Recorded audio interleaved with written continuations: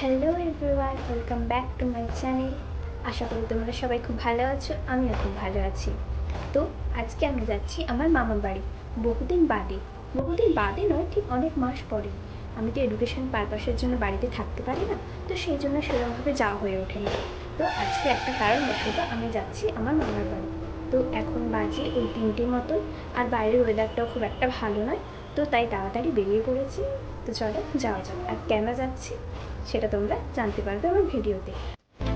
বেরিয়ে পড়লাম, কিন্তু মা আজকে আমার সঙ্গে যাচ্ছে না। মায়ের কিছু কাজ থাকার কারণে মা কালকেই যাবে।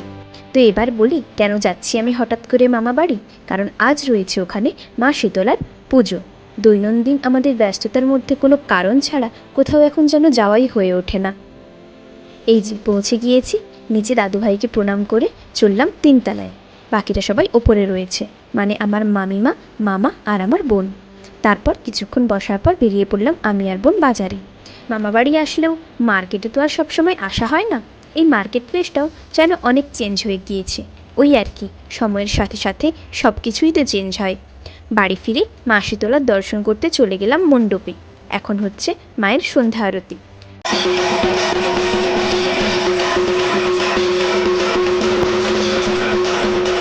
সন্ধ্যা আরতি শেষ হওয়ার পর প্রণাম করে এবার বাড়ি চললাম।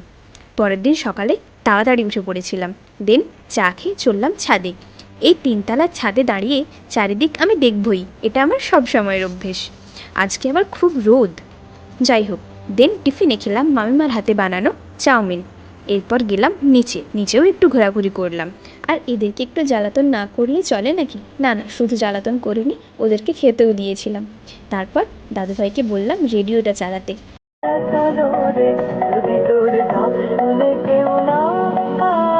সুন্দর লাগছিল।